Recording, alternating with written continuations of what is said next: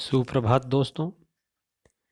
मैं Vijay Kumar Matoria, assistant professor department of geology, government Dungar college Bikaner, एक बार फिर से आप सभी का स्वागत करता हूं अपने इस यूट्यूब चैनल में, जिसमें हाल फिलहाल हम इंजीनियरिंग जियोलॉजी डिस्कस कर रहे थे और हमारे टॉपिक डैम्स, टनल्स वगैरह चल रहे थे, जिसमें हमने डैम होता क्या है, उसकी क्लासिफिकेशंस को हमने डिस्कस कर लिया था यहाँ पे।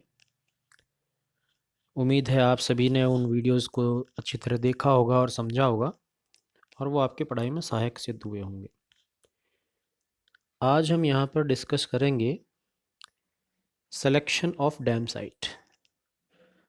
मतलब अगर हमें किसी रिवर पर डैम बनाना है तो वो डैम बनाने के लिए प्रॉपर साइट का सिलेक्शन किस तरह किया जाए, किस जगह उस डैम का कंस्ट्रक्शन किया जाए। ऐसे ही किसी भी जगह हम डैम का कंस्ट्रक्शन नहीं कर सकते, उसके लिए प्रॉपर साइट का सिलेक्शन किया जाना बहुत ज़रूरी है। तो आइए शुरू करते हैं आज का हमारा topic, selection of dam site. शुरुआत करते हैं हम इंट्रोडक्शन से। डैम होता क्या है ये हम अच्छी तरह पढ़ चुके हैं, फिर भी एक बार थोड़ा टॉपिक शुरू करने के हिसाब से हम देख लेते हैं।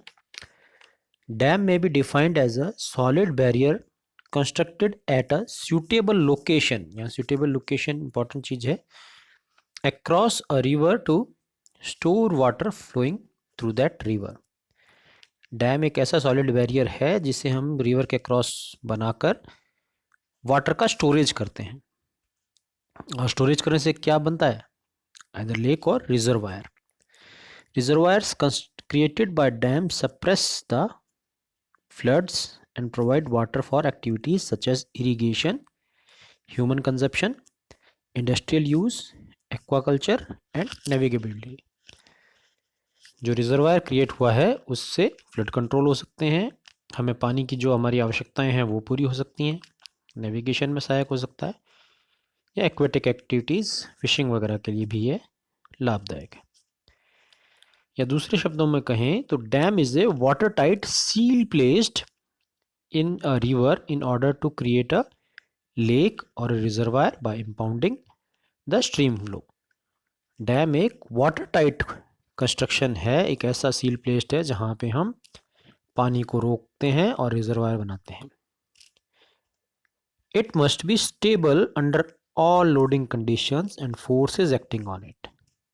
जब हमने किसी नदी पे डैम का निर्माण कर दिया है तो उस पर जो इम्पाउंडिंग वाटर है, जो स्टोर किया हुआ वाटर है, उससे भी उस डैम के ऊपर प्रेशर पड़ता है और डैम के खुद का वेट की वजह से भी एक प्रेशर क्रिएट, एक फोर्स क्रिएट होता है। और इन सब फोर्सेस को झेलने के लिए एक सूटेबल साइट होनी चाहिए। अगर हमारे बेसमेंट जो फाउंडेशन हमारे उसकी डैम की है, अगर वहाँ पे फाउंडेशन रॉक्स अगर स्ट्रॉन्ग नहीं हमने सेलेक्ट किए तो क्या होगा? फेलियर हो सकता है डैम का। इसीलिए बहुत ही इम्पॉर्टेंट चीज़ है कि अगर डैम बना रहे हैं, इतना खर्चा कर रहे हैं, तो उसके साइट का सिलेक्शन प्रॉपर होना बहुत ज़रूरी है। And for it proper studies must be carried out before selecting any site of dam construction. इसलिए डैम कंस्ट्रक्शन से पहले उस साइट की प्रॉपर स्टडी की जानी चाहिए। Dam site selection. अब किसी भी साइट पर डैम नहीं बनाकर उसका प्रॉपर सिलेक्शन प्रोसीजर है, उसको हम सारी बातों का ध्यान में रखकर हम साइट का सिलेक्शन करते हैं। All required navigations of the area must be done to select the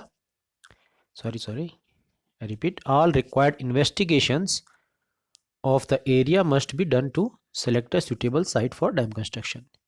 जितने भी रिक्वायर्ड इन्वेस्टिगेशंस हैं एरिया के, उसे हमें डैम कंस्ट्रक्शन से पहले साइट सिलेक्शन के लिए किया जाना बहुत ज़रूरी है।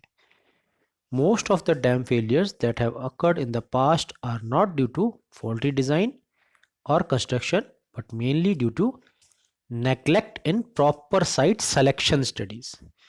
मतलब अगर हम हिस्ट्री उठाकर देखें तो जितने भी आज तक हमारे यहाँ डैम फेलियर्स अधिकतर जो हुए हैं वो फॉल्टी डिज़ाइन या फॉल्टी कंस्ट्रक्शन की वजह से ना होकर प्रॉपर साइट सिलेक्शन की कमी की वजह से डैम फेलियर्स देखे गए हैं। इसलिए अगर डैम का प्रॉपर साइट सिलेक्शन नहीं किया है तो भविष्य में हमारे लिए घातक सिद्ध हो सकता है। Following factors must be considered for investigation for dam site selection. अब यहाँ कुछ हम फैक्टर्स के डिस्कशन करेंगे जो एक प्रॉपर साइट सिलेक्शन के लिए हमारी इन्वेस्टिगेशन का हिस्सा होने चाहिए। Let's start. पहला है जियोलॉजिकल कंडीशंस। सबसे important as a geology student या किसी भी स्ट्रक्चर के लिए जियोलॉजिकल कंडीशंस को चेक करना सबसे ज़्यादा महत्वपूर्ण होता है। Geological conditions of the area, which includes the location and construction of the foundations, abutments, dam itself and spillways. कोई भी डैम बन रहा है या कोई भी कंस्ट्रक्शन बन हो रहा है तो उसका फाउंडेशन सबसे इम्पोर्टेंट होता है। अब डैम के केस में फाउंडेशन और एब्यूटमेंट्स, अब ये कहाँ स्थापित होती हैं? उस फाउंडेशन रॉक में, उस रॉक बेड में। अब उस रॉक बेड की स्टडी करना बहुत ज़रूरी है। तो जियोलॉजिकल कंडीशंस में उस लोकेशन की जियोलॉजिकल स्टडी और कंस्ट्रक्शन, फाउंडेशन का, एब्यूटमेंट का, डैम का या स्पिलवेज का, इन सब को ध्यान में रखना बहुत ज़रूरी है। The site should not be far from the material which will be used for construction. Their non availability will make the cost of project high. अब आप किसी लोकेशन पे डैम बनाना शुरू कर रहे हैं, आपने डैम साइट का सिलेक्शन कर लिया है कि अच्छी साइट है, लेकिन आप जिस मटेरियल का यूज़ करेंगे, जो मिट्टी या रॉक्स जिनसे कंस्ट्रक्शन करने वाले हैं, वो अगर उस डैम के नियर बाय अवेलेबल नहीं है और आपने ये सोच लिया या आपने ये सजेस्ट कर दिया कि आप इतने किलोमीटर दूर से उस कंस्ट्रक्शन को, मटेरियल को लेके आएंगे, तो उसमें ट्रांसपोर्टेशन में इतना खर्चा हो जाएगा कि डैम की ओवरऑल कॉस्ट बहुत ज़्यादा हो जाएगी। तो ऐसा नहीं किया जा सकता। तो इसके लिए जहाँ भी आप डैम साइट सिलेक्शन कर रहे हैं तो कंस्ट्रक्शन मटेरियल है बहुत ज़्यादा दूर नहीं होना चाहिए और इजीली अवेलेबल होना चाहिए नियर बाय, जिससे कि प्रोजेक्ट की कॉस्ट ना बढ़े।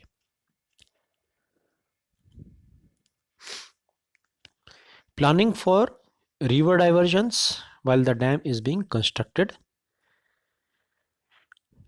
अब डैम का कंस्ट्रक्शन शुरू करने से पहले रिवर्स का डाइवर्जन भी ज़रूरी है। अगर उस जगह पे पानी बह रहा है तो आप कंस्ट्रक्शन नहीं कर सकते, तो रिवर के डाइवर्जन्स की प्रॉपर प्लानिंग होनी चाहिए। either by cutting a temporary channel which bypass the dam or by installation of large pipes under the dam. Dam के नीचे से लार्ज पाइप्स भी इंस्टॉल की जा सकती है। Delineation of area favourable for location of spillways, power house, pumping stations etcetera. आपको dam की साइट सिलेक्शन के साथ साथ इस बात का भी ध्यान रखना है कि आप डैम किस पर्पस से बना रहे हैं और उस पर्पस के अकॉर्डिंग ही उसके आसपास जो इम्पोर्टेंट स्ट्रक्चर्स हैं जैसे पंपिंग हाउस या पावर हाउस या स्पिलवेज, उनके लिए भी प्रॉपर लोकेशंस वहाँ पे होनी चाहिए। वहाँ सूटेबल एरिया होना चाहिए जहाँ अपना पावर हाउस इस्टेब्लिश कर सकें, पंपिंग हाउस इस्टेब्लिश कर सकें। तो इन सब चीज़ों का भी ध्यान रखना ज़रूरी है। नेक्स्ट इंपॉर्टेंट फैक्टर है जिसका ध्यान रखना है वो है इन्वायरमेंटल इम्पैक्ट स्टडीज़। आजकल इन्वायरमेंट और हमेशा दिया भी जाना चाहिए कि इन्वायरमेंटल इम्पैक्ट क्या होगा उस डैम कंस्ट्रक्शन का।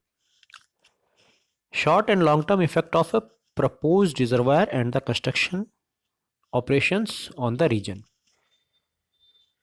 शॉर्ट टर्म या लॉन्ग टर्म में वो जो हम रिजर्वायर बनाने जा रहे हैं या वहाँ पे जो कंस्ट्रक्शन ऑपरेशंस चलने हैं उस रीजन में, उनका क्या इफेक्ट पड़ना है एनवायरनमेंट के ऊपर, इसकी स्टडी बहुत ज़रूरी है।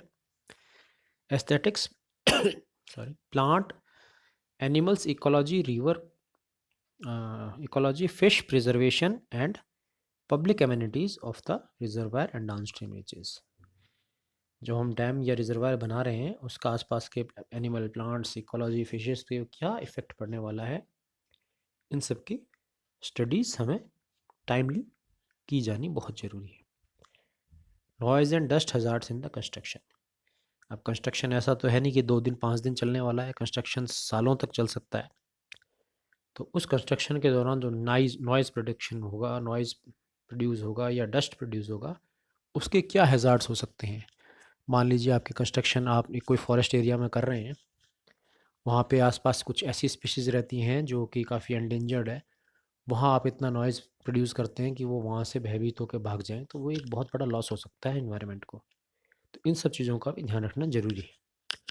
Effect of dam on regional micro climate, जो रीजनल का माइक्रो लेवल पे जो क्लाइमेट का इफ़ेक्ट हो सकता है उस डैम कंस्ट्रक्शन से, उसकी भी स्टडी की जानी ज़रूरी है।